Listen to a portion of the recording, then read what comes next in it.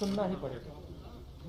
और मैं एडवांस में चीज बोल देता हूं, मैंने कोरोना के बारे में बोला था कि नुकसान होने जा रहा है, उस समय किसी ने नहीं बात सुनी। और आज मैं फिर से बोल रहा हूं, किसान के सामने, मजदूर के सामने कोई भी शक्ति नहीं खड़ी हो सकती। अगर प्रधानमंत्री जी ने कानून वापस नहीं लिए, सिर्फ बीजेपी को नहीं, सिर्फ आरएसएस को नहीं, देश को नुकसान होने जा रहा है।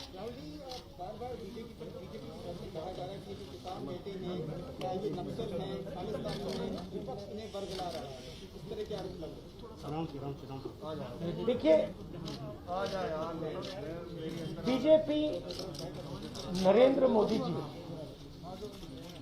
का एक ही लक्ष्य है और वो किसान समझ गया है, मजदूर समझ गया है। लक्ष्य है कि उनके आसपास जो 2, 3, 4 बड़े क्रोनी कैपिटल्स हैं, उनके लिए पैसे बनाने का काम नरेंद्र मोदी जी करते हैं। जो भी नरेंद्र मोदी जी के खिलाफ खड़े होते हैं, वो उनके बारे में कुछ ना कुछ गलत बोलते रहते हैं। किसान खड़े हो जाएंगे तो किसान को आतंकवादी बोलेंगे, मजदूर खड़े हो जाएंगे तो मजदूर को आतंकवादी बोलेंगे। एक दिन अगर मोहन भागवत खड़े हो गए तो कहेंगे ये भी आतंकवादी। मतलब जो भी नरेंद्र मोदी जी से सत्ता लेने की कोशिश करेगा वो आतंकवादी। और नरेंद्र मोदी किसके लिए काम कर रहे हैं वो मैंने आपको बता दिया। उनके 2-3 आसपास के क्रोनी कैपिटलिस्ट हैं जिनको वो पूरा का पूरा हिंदुस्तान पकड़ा है। ये reality.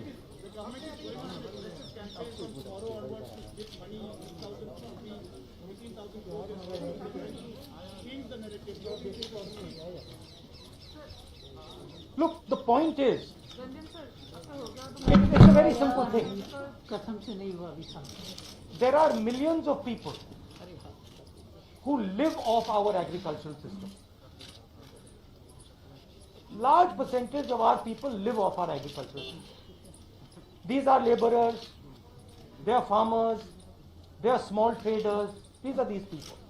And they are the backbone of the country. Now, we understand that agriculture has to be reformed. What we are saying is that if you destroy this system, these millions of people will have nothing to do. They will not be able to feed themselves. And you will create massive destruction, massive pain in the country. Why is the Prime Minister doing this?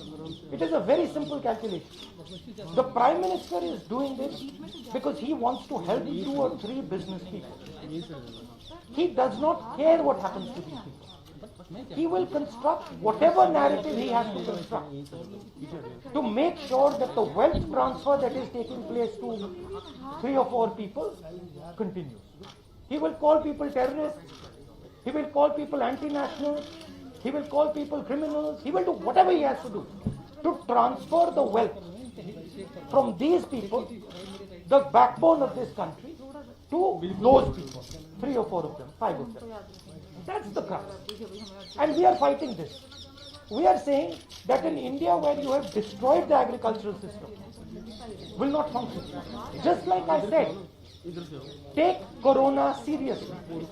Corona is going to kill people in massive numbers if you do not act. At that time they said, scaremongering.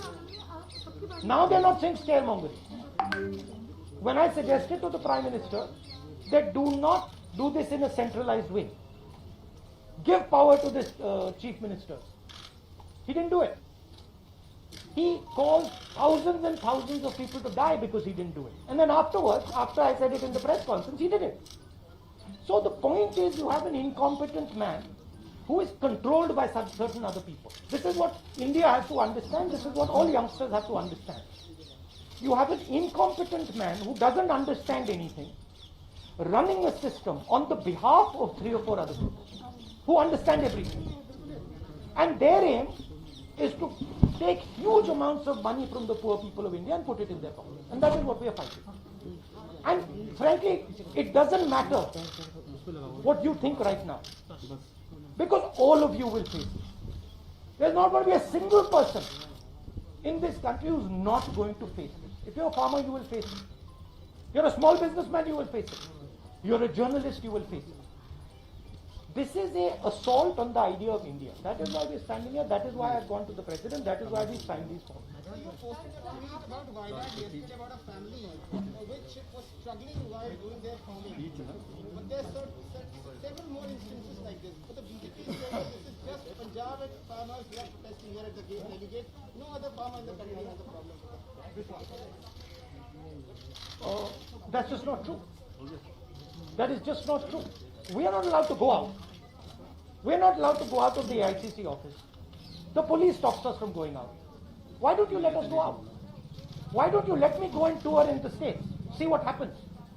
Every single farmer of this country, every single labor of this country stand up. But आप police लगाते हो, हाथरस जाते हो, arrest करते हो, तो AIC से हमारे MP को बाहर नहीं निकलने देते हो, और फिर कहते हो कि भैया मतलब सब कुछ ठीक है. और Prime Minister needs to realize that there is a limit to this. आपने थोड़ा सा करना है, आपने 2-3 लोगों की मदद करनी है, थोड़ा सा करना है, आप कर सकते हो. बट जिस प्रकार से नरेंद्र मोदी कर रहे हैं, मैं फिर से दोहरा रहा हूं, हिंदुस्तान के किसी भी युवा को रोजगार नहीं मिलेगा. सारे छोटे बिजनेस, सारे मिडिल साइज बिजनेस खत्म हो जाएंगे. और दूसरी बात याद रखिए, जिस चीज को आप सब भूल गए हैं, चाइना बॉर्डर पे बैठा है. चाइना ने हिंदुस्तान की हजारों किलोमीटर जमीन छीन ली है. प्रधानमंत्री उनके बारे में क्यों नहीं कहते? उसके बारे में चुप क्यों है? तो मेरा कहना है कि पूरा का पूरा कॉम्बिनेशन बन रहा है. एक तरफ आप अपने सिस्टम को तोड़ रहे हो, आप अपने लोगों को लड़ा रहे हो, आप अपने किसान को मार रहे हो, मजदूर को मार रहे हो, और दूसरी तरफ बाहर से फोर्सेस देख रही हैं, कह रहे हैं कि बहुत अच्छा है, नरेंद्र मोदी हिंदुस्तान को कमजोर कर रहा है और हमारे लिए अच्छी अपॉर्चुनिटी बनने जा रही है. मैं देश को बता रहा हूं, मैं वार्निंग दे रहा हूं कि आप देखिए क्या हो रहा है. और मैं आपको भी कह रहा हूं, प्रेस वालों को भी कह रहा हूं, मैं समझता हूं कि आपको सैलरी मिलती है और आपके लिए बहुत मुश्किल है. मैं समझता हूं बात, इसलिए आप नहीं कह पाते हो जो आपको कहना है. मगर आपके देश को, हमारे देश को बहुत जबरदस्त नुकसान होने वाला है. बहुत डेंजरस रास्ते पर ये देश चल रहा है, ये मैंने कहना. कांग्रेस के नेताओं को डिटेन कर लिया गया है. आप लोग मार्च लेके यहाँ पर आ रहे थे, अभी जो है कांग्रेस के तमाम एमपी को वो तो तरीका है इनका, मारना पीटना ये इनका तरीका है. बट हम नहीं करते. ये आप किस देश की बात कर रहे हो? ये कौन सी देश की बात कर रहे हो? डेमोक्रेसी या मतलब कौन से देश की बात कर रहे हो? इंडिया की बात कर रहे हो? इंडिया में कोई डेमोक्रेसी नहीं है. डेमोक्रेसी इंडिया में ये मतलब आपके इमेजिनेशन में हो सकती है, मगर रियलिटी में है नहीं. Thank you. गुलाम नबी कुछ नहीं, आप कुछ नहीं.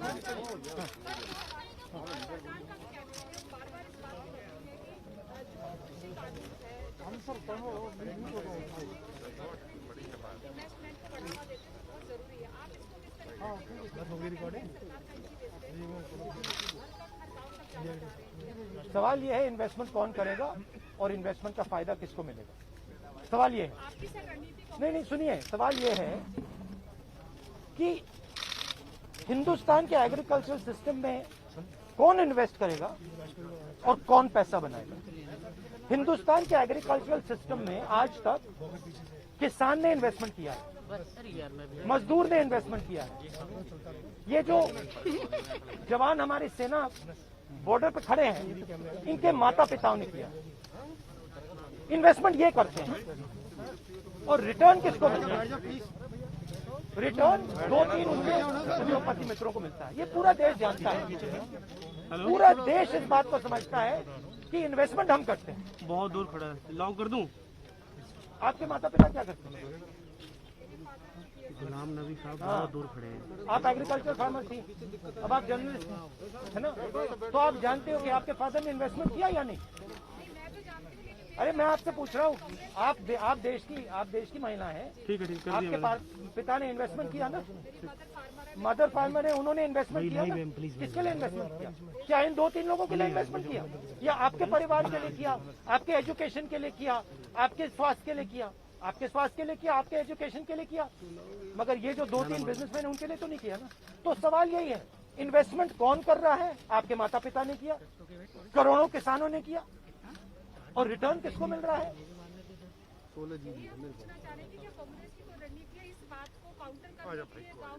काउंटर करने की जरूरत, काउंटर आप क्या बात कर रही है? काउंटर करने, आप क्या बात कर रही है काउंटर करने के? मतलब आपको ये नहीं मालूम कि, अरे भाई आपको क्या, आप क्या हिंदुस्तान के किसान को बेवकूफ समझती हैं? तो फिर अगर आपको समझ है तो उसको कैसे समझ नहीं है? अगर ये यहाँ पे लाखों लोग बैठे, हजारों लोग जो बैठे हैं दिल्ली के बाहर, क्या ये सुनिए, ये जो लाखों लोग आए, क्या ये मिठाई खाने आए? क्या इनको समझ नहीं क्या हो रहा है? इनको समझ नहीं क्या हो रहा है? इनको मालूम है, क्लियरली मालूम है, इनको मालूम है नरेंद्र मोदी चोरी कर रहा है, इनको मालूम है कि ये दिन भर इन्वेस्टमेंट करते हैं, 24 घंटा इन्वेस्टमेंट करते हैं, और उधर इन्वेस्टमेंट कहीं और जाता है, रिटर्न कहीं और जाता है। Thank you. ले भाई, ले तेरा काम हो गया। बैठ रहे हैं ना, जाने दो यार, लाइव पे है, बैठो, बैठ गया भाई, बैठ गया।